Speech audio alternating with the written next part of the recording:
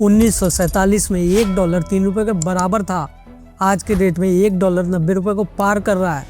Rupee touched an all-time low. The Indian rupee, it has crossed 90 against the US dollar. Rupee has sunk past the 90 mark against the dollar. और हो सकता है अगले कुछ सालों में 100 को पार कर जाए। और क्या आप जानते हैं इसका असर किस पे पड़ेगा? आपका लैपटॉप बहुत ही ज्यादा महंगा हो जाएगा, आपकी विदेश यात्रा बहुत ही ज्यादा महंगी होगी और पेट्रोल और डीजल बहुत ही ज्यादा महंगा होगा। अब आप बोलेंगे हमने तो सुना है कि भारत की अर्थव्यवस्था 8.2 की रफ्तार से बढ़ रही है। तो फिर हमारे दिमाग में एक सवाल आता है, अगर अर्थव्यवस्था बहुत ही ज्यादा मजबूत है तो रुपया कमजोर क्यों हो रहा है? क्या सच में रुपया मर रहा है या फिर इसके पीछे कुछ ऐसी सच्चाई है जो हमें बताई नहीं जा रही? और आज के वीडियो में हम पूरा सच समझेंगे और जानेंगे इसके पीछे का समाधान क्या है। अगर आप समाधान का हिस्सा बनना चाहते हो तो आप कमेंट में जरूर लिखो वी आर द सॉल्यूशन। मान लीजिए आज रात को 8 बजे प्रधानमंत्री टीवी पे आके कहेगी आज रात 12 बजे से $1 = 1 रुपए। मित्रों, आज रात 12 बजे के बाद $1 की कीमत 1 रुपया हो जाएगी। और ये चीज सुनने में आपको बहुत ही अच्छा लगेगा, लेकिन सच्चाई ये है कि इंडिया की इकोनॉमी 72 घंटे में बैठ जाएगी, क्योंकि हर एक इंडियन अपने बैंक से रुपए को निकाल कर डॉलर खरीदने लगेगा। 90,000 = 90,000 डॉलर। लेकिन भारत के पास इतना अनलिमिटेड डॉलर नहीं है। भारत के पास लगभग 600 बिलियन का फॉरेक्स रिजर्व है और अगर 1% आबादी डॉलर खरीदने लगे तो पैसा पूरी तरीके से खत्म हो जाएगा और उसके बाद डॉलर ब्लैक मार्केट में आना स्टार्ट हो जाएगा और हो सकता है कि उसकी प्राइस 90 से बढ़ के 150, 200 और 500 तक चली जाए। और इसका मतलब बिल्कुल से साफ है कि असली समस्या ये नहीं है कि $1 = 90 रुपए। असली समस्या ये है कि डॉलर की डिमांड बहुत ही ज्यादा है और रुपए की डिमांड में बहुत ही ज्यादा कमी आ गई है। तो हम बात करते हैं आखिर रुपया क्यों गिर रहा है और इसके पीछे की 4 बड़ी वजह है। पहला रीजन ये है कि फॉरेन इन्वेस्टर पैसे निकाल रहे हैं। जनवरी 2025 से लेके अब तक फॉरेन इन्वेस्टर ने इंडिया के मार्केट से 17 बिलियन यानी कि 1,48,000 करोड़ भारत से निकाल लिया है और इसका नतीजा ये हुआ कि रुपए की डिमांड गिर गई है। और इसके पीछे का दूसरा मेन रीजन है अमेरिका का टैरिफ और ट्रम्प का इफेक्ट। अमेरिका ने भारत के ऊपर 50% का टैरिफ लगाया है। यूएस इंडिया के बीच कोई भी बड़ा ट्रेड डील नहीं हुआ है और अमेरिका भारत का सबसे बड़ा एक्सपोर्ट मार्केट है। और अगर एक्सपोर्ट बहुत ही ज्यादा कम हो जाएगा तो डॉलर हमारे पास बहुत कम आने लगेगा और अगर एक्सपोर्ट बहुत ही ज्यादा गिर जाएगा तो हमारे पास डॉलर की बहुत ज्यादा कमी होगी और अगर डॉलर बहुत ही ज्यादा कम हो जाएगा तो जाहिर सी बात है कि डॉलर बहुत ही ज्यादा महंगा होगा। और इसके पीछे का तीसरा मेन रीजन है ट्रेड का डेफिसिट बढ़ जाना और ये सबसे ज्यादा जरूरी वजह है। इसके कारण रुपया बहुत इफेक्ट होता है। अक्टूबर 2025 में भारत का एक्सपोर्ट 11% से गिर गया और इम्पोर्ट अचानक से 16% बढ़ गया और इसके पीछे की सबसे बड़ी वजह थी सोने की डिमांड। इस साल गोल्ड का इंपोर्ट 200% बढ़ गया और जाहिर सी बात है अगर इंपोर्ट ज्यादा होगा तो डॉलर की डिमांड ज्यादा होगी और रुपया बहुत ही ज्यादा कमजोर हो जाएगा, क्योंकि सारा का सारा फॉरेन डील आज के डेट में डॉलर में होता है। और चौथा मेन रीजन है आरबीआई की रणनीति।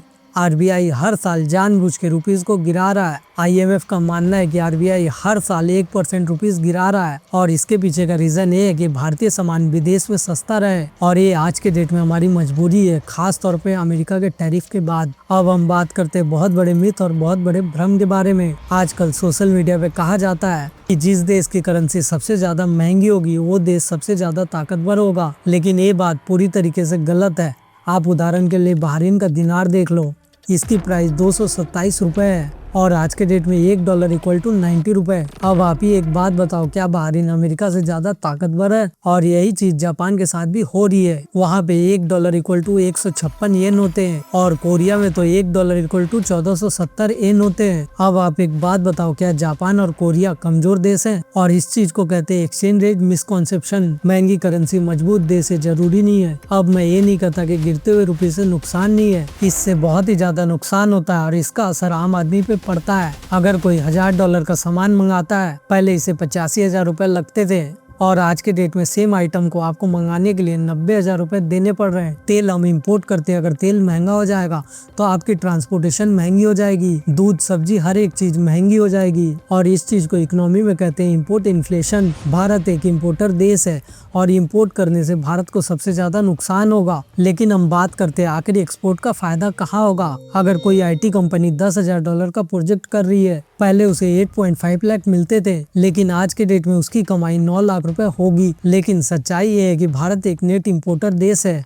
और यही एक मेन रीजन है कि हमें फायदे से ज्यादा नुकसान होगा। अब हम बात करते हैं आखिर डॉलर और रुपये की कीमत कौन तय करता है। तो इसके पीछे 3 मेन सिस्टम काम करते हैं, जो कि मैं आपको एक एक करके समझाने वाला हूँ। पहला फिक्स एक्सचेंज रेट, जैसा कि सऊदी अरेबिया ने तय किया है, $1 = 3.5 रियाल। और दूसरा होता है फ्लोटिंग एक्सचेंज रेट, जो कि पूरी तरीके से मार्केट तय करता है। यूके की पॉन्ड और स्टर्लिंग इसका बेस्ट एग्जाम्पल है। और तीसरा होता है मैनेज फ्लोटिंग एक्सचेंज रेट, जो कि भारत बहुत ज्यादा यूज करता है। भारत में मार्केट तय करता है, आरबीआई बीच में दखल देता है। आरबीआई डॉलर को बेचता है और इंटरेस्ट रेट को बदलते रहता है। और यही एक रीजन है कि रुपए आज के रेट में धीरे धीरे गिर रहा है। ये अचानक से नहीं गिरता, इसमें गिरावट बहुत धीरे होती है। अब हम बात करते हैं आखिर इसका समाधान क्या है, जो कि वीडियो का सबसे इम्पोर्टेंट हिस्सा है। पहला सॉल्यूशन ये है कि रुपए की डिमांड को बढ़ा दो। इंडिया का ईज ऑफ डूइंग बिजनेस बहुत ही ज्यादा सुधारना होगा, करप्शन को बहुत ही ज्यादा कम करना होगा और मेक इन इंडिया चीजों को खरीदना स्टार्ट करना होगा। आज के डेट में बहुत सारी कंपनी वियतनाम और बांग्लादेश जा रही है, क्योंकि सबको एक बात समझ आ गई है कि इंडिया में बिजनेस करना आसान नहीं है। और दूसरा सॉल्यूशन यहाँ के टूरिज्म को बढ़ाना पड़ेगा। बैंकॉक एक बहुत ही छोटा सा शहर है, हमारे यहाँ के जिले उससे बहुत ज्यादा बड़े होते हैं। लेकिन आप एक बात सोचो, हर साल वहाँ पे 32 मिलियन टूरिस्ट आते हैं। और इंडिया पूरा का पूरा एक देश है, लेकिन यहाँ पे 9.9 मिलियन। और इसके पीछे का रीजन है कि इंडिया का सिविक सेंस बहुत ही ज्यादा कम है, पॉल्यूशन, स्कैम और बहुत ही ज्यादा पुअर इंफ्रा है। और जाहिर सी बात है, अगर विदेश यहाँ पे घूमने आएंगे तो अपने साथ डॉलर लेके आएंगे और इंडिया में डॉलर आएगा, इंडिया के पास डॉलर आएगा और इंडिया का फॉरेन रिजर्व बढ़ जाएगा। और तीसरा सॉल्यूशन, इंडिया फर्स्ट मेंटालिटी पे फोकस करना होगा। हर एक चीज इंपोर्ट मत करो, जहां संभव हो इंडिया से खरीदो। कपड़े, फर्नीचर और बहुत सारी छोटी छोटी चीजें इंपोर्ट बिल बढ़ाने के लिए बहुत ही ज्यादा जिम्मेदार है। अब आप एक बात सोचो, अगर हम इंडियन प्रोडक्ट पे भरोसा नहीं करेंगे